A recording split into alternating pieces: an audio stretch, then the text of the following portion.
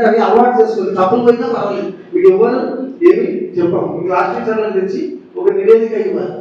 ఇప్పుడు మిమ్మల్ని మీకు రక్షిస్తే మీరు రేపు దేశాన్ని రక్షిస్తారని ఎన్ని విషయాలు చెప్పాడు సార్. ఎందుకంటే నేటి బాధలే రేపటి బాబు. ఇప్పుడు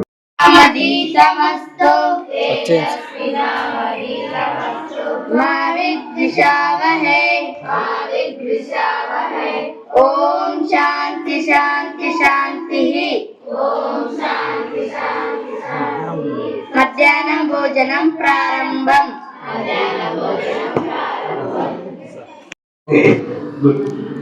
ఖచ్చితంగా మీరు మీ ఫాదర్ వాళ్ళు బైక్ వేసుకొని పోతుంటే మీరు ఖచ్చితంగా హెల్మెట్ పెట్టుకోవాలని మీరు అందరూ చెప్పాలి.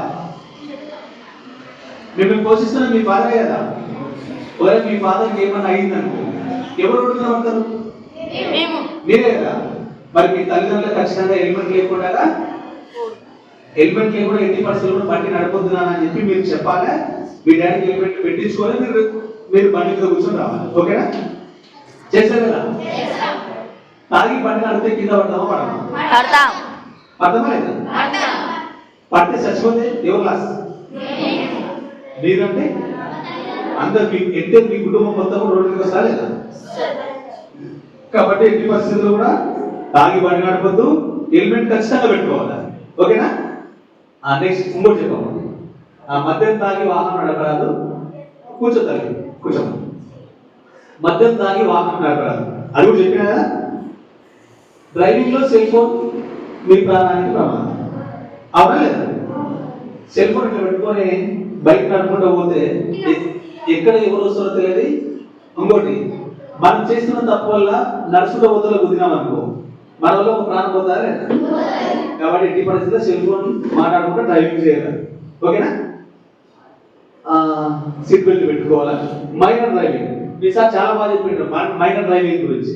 మీ స్కూల్లో కూడా ఎవరో ఇద్దరు పిల్లలు కింద పడి ఒకరు చేయిపోయింది, ఒకరికి తల దెబ్బ తాగింది అని చెప్పిండ్రు.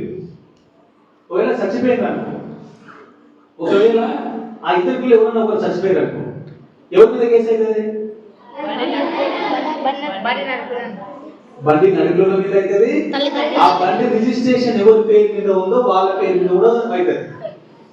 అర్థమైందా? ఆ బండి ఓనర్ ఉంటాడు కదా, రిజిస్ట్రేషన్ ఓనర్ ఉంటాడు కదా. మీ నాయన ఉంటే మీ నాయన, మీ బాబాయ్ ఉంటే మీ బాబాయ్, మీ మామ ఉంటే మీ మామ.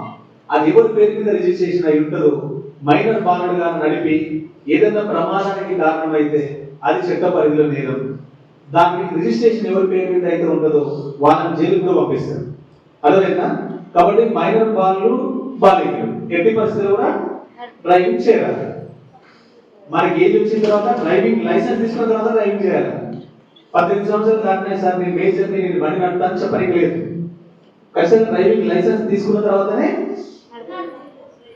ఇప్పుడు నేను బైక్ డ్రైవింగ్ లైసెన్స్ తీసుకొని కారు నడిపితే నేరమా కాదా? ఖచ్చితంగా ఏదానికి డ్రైవింగ్ లైసెన్స్ తీసుకుంటే ఆ బండి నడపాలి. 2 వీలర్ అంటే 2 వీలర్, 4 వీలర్ అంటే 4 వీలర్. మీ ఫాదర్ వాళ్ళకు కూడా డ్రైవింగ్ లైసెన్స్ లేకుంటే ఖచ్చితంగా డ్రైవింగ్ లైసెన్స్ తీసుకోమని చెప్పండి. ఎందుకంటే రేపు ఏదైనా ప్రమాదం జరిగింది అనుకో ఇన్సూరెన్స్ రాదు, డ్రైవింగ్ లైసెన్స్ ఉంటే ఇన్సూరెన్స్ వస్తుంది. ఓకేనా? ఇప్పుడు నేను ఇంతకుముందు చెప్పిన మీ అమ్మ వాళ్ళు కూలికి పోతున్నప్పుడు అట్లా ఆటోలు ఎక్కిపోతారని చెప్పి, అది కరెక్టా కదా? నేను చెప్పింది మీ అమ్మ వాళ్ళు అట్లా పోతారని చెప్పింది కరెక్టే కదా? అట్లా పోవడం తప్ప కదా? ఇప్పుడు దాని కెపాసిటీ వచ్చేసి 7 మంది ఉండాలి. ఒక ఆటో కెపాసిటీ 7 మంది మాత్రమే ఎక్కాలి. అంతకంటే బరువు వేసిరనుకో అది గుంజలేదు, గుంజినా ఏదైనా ప్రమాదం అయిందనుకో పెద్ద మొత్తంలో డ్యామేజ్ అయ్యేది. ఇప్పుడు ఆ ఆటోలో 7 మంది ఉన్న వాళ్ళు పైన ఎంతమంది కూర్చున్నారు చెప్పండి? పైన 5 మంది కూర్చున్నారు కదా, మరి కింద ఎంతమంది కూర్చుంటారు?